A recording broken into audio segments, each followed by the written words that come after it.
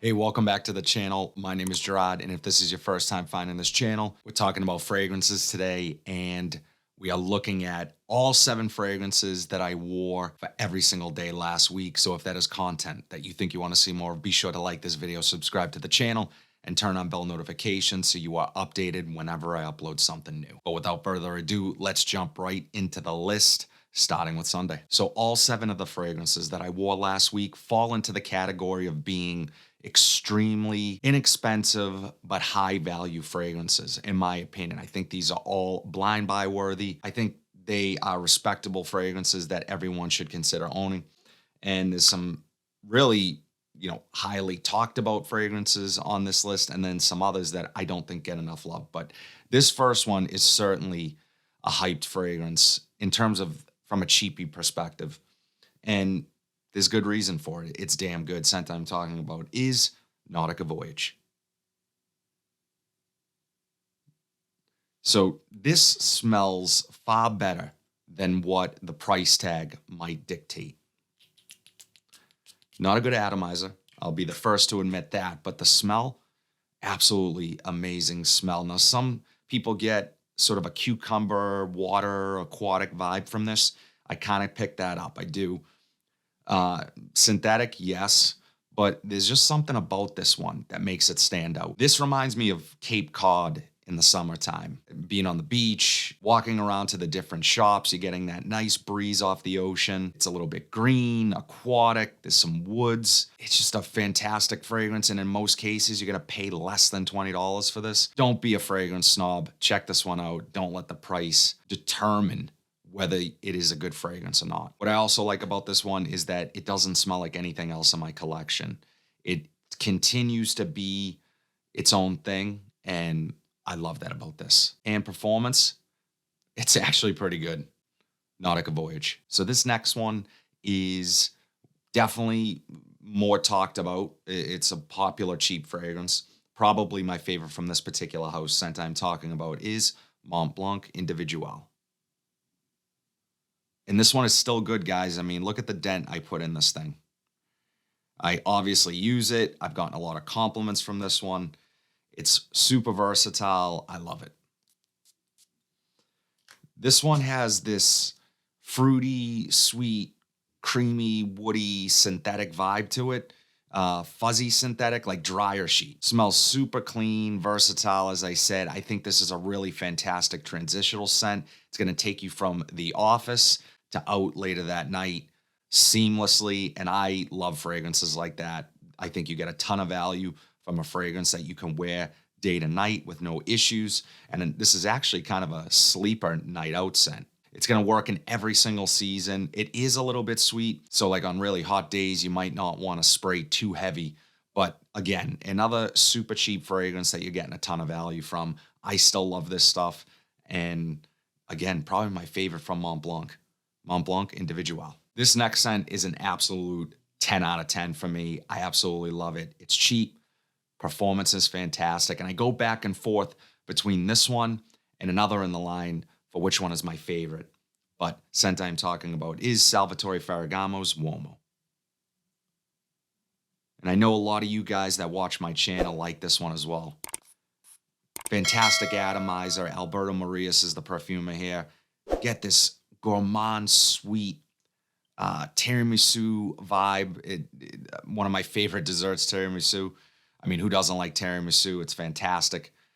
The North End, it's not too far from here in Boston. If you're ever there, go to Mike's Pastry and try the tiramisu. Mike's Pastry, modern pastry, some fantastic desserts there. But this stuff, incredible. Clearly, being a gourmand fragrance and sweet on the sweeter side, this is going to work ideally in the cooler months. However, I think because of the fresher notes in here, some of the spice, the cardamom, and ambroxan, because I pick up ambroxan even though it's not a listed note, you can get away with this on warmer days as well. Just don't go super heavy on the sprays. It would be a nice night out scent, clubbing scent, whatever you want to call it. I go back and forth, as I said, between this and Signature. They're both fantastic. Signature is a little darker, has a leather note. Just incredible stuff. If you have not tried Salvatore Ferragamo's Uomo, you need to.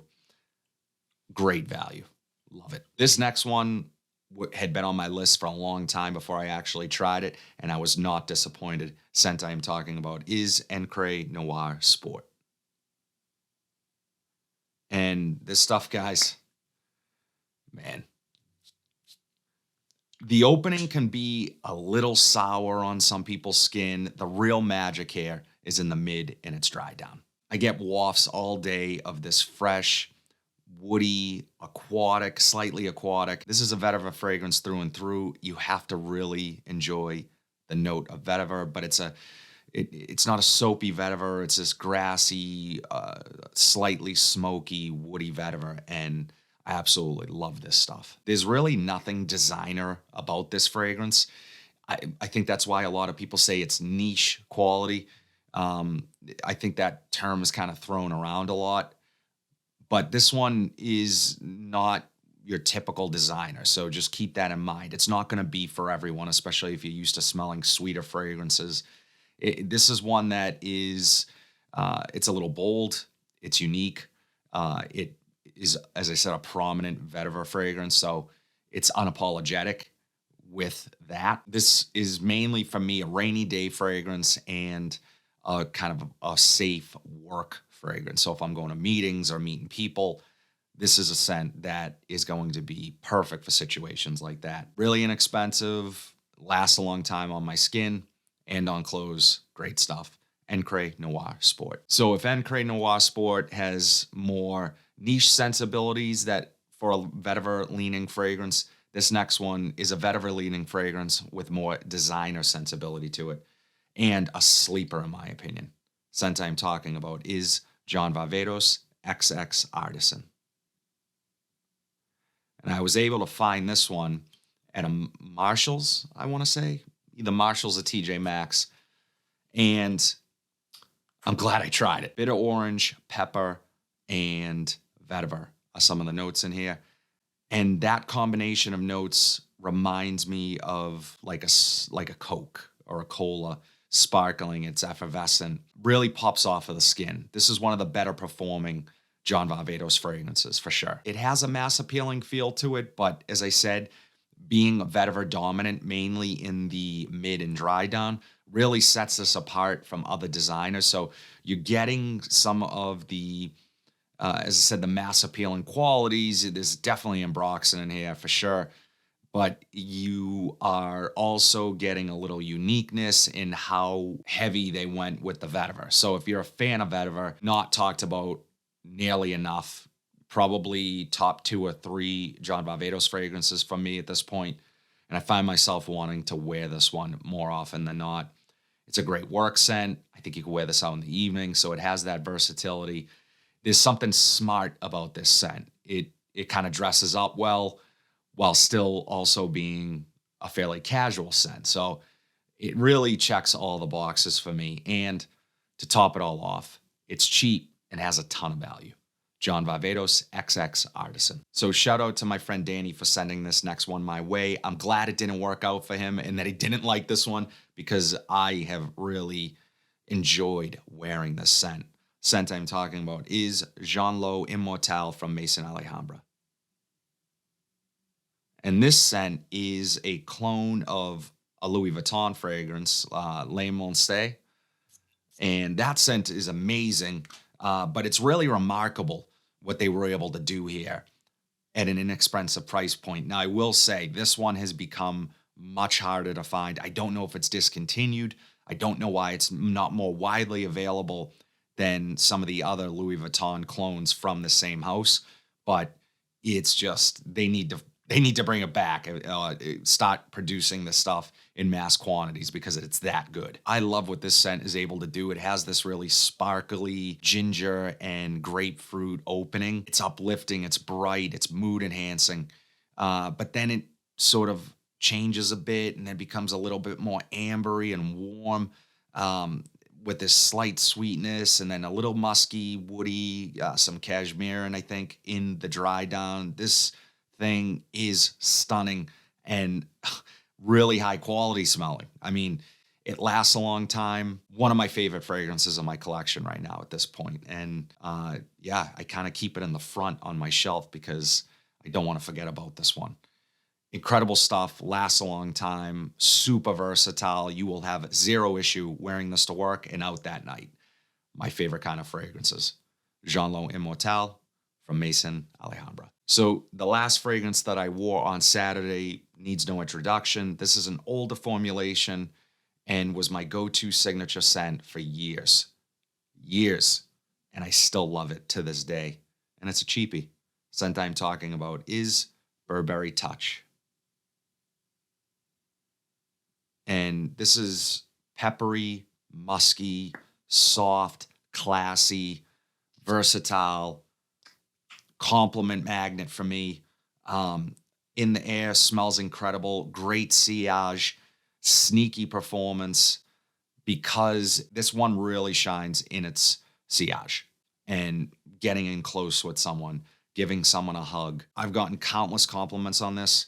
I personally love it on me.